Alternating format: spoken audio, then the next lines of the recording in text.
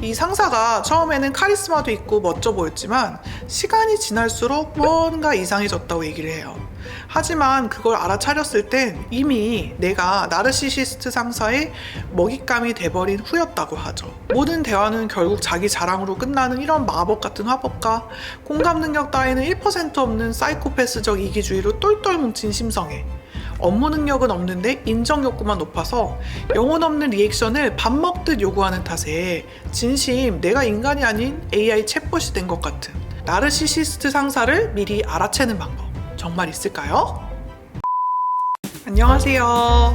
마음을 밝히는 언니 정신과 의사 유혜진입니다. 직장인분들은 이 직장 생활을 하면서 어떤 부분에서 가장 많은 스트레스를 받을까요?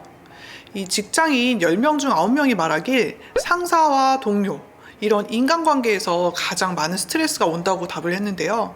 이 스트레스로 인한 신체 정신적 변화로는요, 좀 성격이 예민해졌다, 만성 피로, 두통, 소화불량, 불면증 또는 이유 없이 분노가 치밀 때가 많아졌다, 매사 의욕이 없어졌다는 의견도 있었고요. 또 직장인들에게 스트레스를 이겨내는 회복 탄력성 정도를 점수로 환산해서 직접 입력하게 했더니 10점 만점에 평균 4.8점이라는 매우 낮은 점수가 나왔습니다. 사실 상당수의 직장인들이 실제로 스트레스를 해소하지 못하고 직장을 다니고 있고요. 이들 중에 65.8%, 그러니까 10명 중에 6명은 스스로가 번아웃 증후군에 해당한다고 생각하고 있었는데요. 실제로 20, 30대에 번아웃이나 우울증을 호소하시는 환자분들과 만나보면 사실 직장 상사와의 갈등이 주된 원인인 경우가 정말 많아요. 그러면 그렇게 힘들면 그만두면 되지 라고 말하는 분들도 있겠지만 사실 먹고 사는 일이 걸린 직장을 때려치우는 게 말처럼 그렇게 쉬운 일은 아니죠. 이 상사의 갑질도 기막히고 억울한데 그 상사가 나르시시스트라면 얘기는 좀 더 복잡해집니다. 혹시 내 상사도 나르시시스트 상사 첫눈에 알 수 있을까요? 이 나르시시스트 상사 때문에 힘든 경험을 한 분들은요, 이 상사가 처음에는 카리스마도 있고 멋져 보였지만 시간이 지날수록 뭔가 이상해졌다고 얘기를 해요. 하지만 그걸 알아차렸을 땐 이미 내가 나르시시스트 상사의 먹잇감이 돼버린 후였다고 하죠. 모든 대화는 결국 자기 자랑으로 끝나는 이런 마법 같은 화법과 공감 능력 따위는 1% 없는 사이코패스적 이기주의로 똘똘 뭉친 심성에 업무 능력은 없는데 인정 욕구만 높아서 영혼 없는 리액션을 밥 먹듯 요구하는 탓에 진심 내가 인간이 아닌 AI 챗봇이 된 것 같은, 아니 이쯤 되면 챗봇도 영혼 탈탈 털려서 이제 그만 좀 해라 하면서 분노의 하이킥을 날릴 것 같다면서 하소연하는 분들이 공통적으로 만나는 건요, 처음 만났을 때 내가 이분이 나르시시스트 상사인 걸 알아볼 수 있었다면 지금의 이 고통은 피할 수 있지 않았을까요? 라면서 사람 보는 눈 없는 자신이 원망스럽다는 얘기를 정말 많이 듣습니다. 이때 전 이렇게 말씀드리는데요, 절대 자신을 탓하지 마세요. 나르시시스트 상사를 만난 건 그저 운이 없었을 뿐이에요. 왜 당신을 탓하나요? 못돼 먹은 그 상사를 탓해야죠. 이분들의 하소연처럼 나르시시스트 상사를 미리 알아채는 방법 정말 있을까요? 이 나르시시즘이 강한 사람들이 자주 쓰는 특징적인 말투가 있는데요. 첫 번째로 이들은 너 내가 누군지 몰라서 그러는 거야? 이런 얘기를 자주 합니다. 나르시시즘이 강한 상사에게서 이런 말을 자주 들을 수 있는데요. 업무 지시를 내리거나 회의를 할 때 자기와 조금만 의견이 다르거나 반박이 나오면 자신의 지위를 들먹이며 눌러버립니다. 이건 자기의 위치나 명분으로 말에 무게를 씌우려는 태도인데요. 이런 태도는 사실은 근본적으로 보면 나를 중심으로 세상이 돌아가야 한다는 유아기적인 믿음에서부터 시작이 되죠. 그리고 두 번째로는 이건 내가 다 해봐서 아는데 라면서 자기의 경험을 무조건적인 기준으로 삼는 모습을 보여요. 누구의 의견을 듣건 결국엔 내가 해봐서 다 안다 라는 말로 끊어버리죠. 이거는 상대 이야기를 경청하기보다는 스스로의 우월함을 증명하는 수단으로 대화를 이용하는 거예요. 또 나르시시스트 상사들은 네가 나 없이 뭘 할 수 있겠어? 라는 말로 은근히 상대를 무능하게 만들고 자신을 필요한 사람으로 위치를 고정하죠. 이 말은요, 사실은 상대를 향한 걱정과 애정이 아니라 통제입니다. 도움을 주면서 동시에 자존감을 깎아내리고 관계의 주도권을 놓지 않으려는 모습을 보이는 거죠. 네 번째론 내가 그때 널 얼마나 챙겨줬는데 라는 말입니다.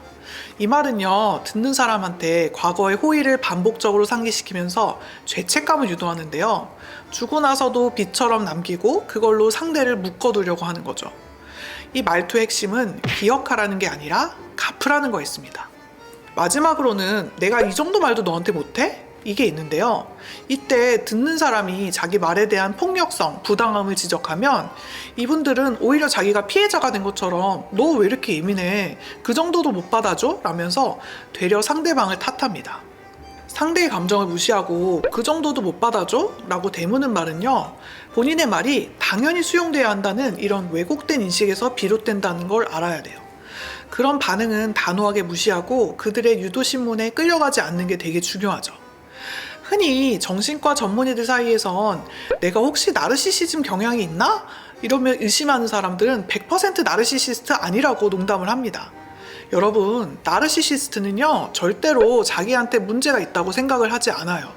말은 늘 자기를 중심으로 흘러야 되고 상대는 나를 받아주는 사람으로 머물길 원하죠.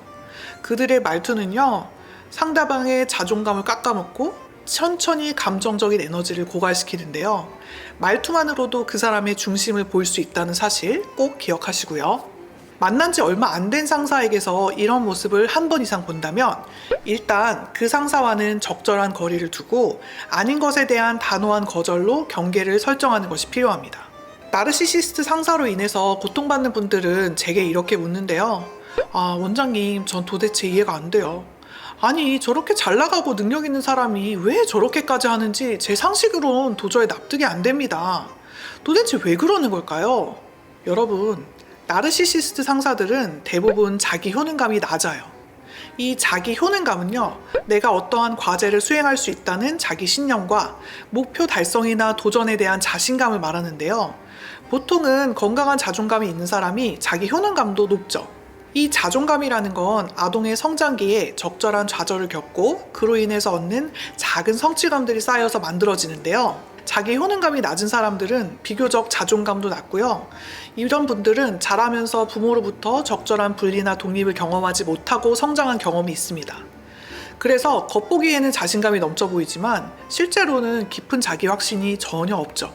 그래서 외부의 인정과 칭찬에 과하게 의존하는 거고요. 자신을 믿지 못하니까 자신이 남들보다 우월하다는 어떤 환상, 자기만의 세계 속에 머무르면서 스스로 나의 자존감을 지키려 하는 거예요. 이 나르시시즘은요, 단순한 자기애가 아니고 상처 입은 자아를 포장하려는 일종의 방어기제이자 위장입니다. 스스로를 과시하고 끊임없이 비교하면서 관계의 우위를 점하려는 행동 밑바닥에는 깊은 결핍이 깔려있죠. 나르시시스트들은 공포나 위협의 대상이 아니라 치료가 필요한 환자일 뿐입니다. 그들의 행동 기저에는 강함의 과시가 아닌 약함을 숨기려는 이 발버둥이 있다는 걸 기억하셔야 돼요. 그렇다면 나르시시스트 상사에게 어떻게 대처하면 좋을까요? 우선 3가지 정도 말씀드리고 싶은데요. 첫 번째로는 업무에 대한 소통을 할 때 가급적 기록이 남는 메신저나 이메일을 통해 처리하시는 것이 중요합니다.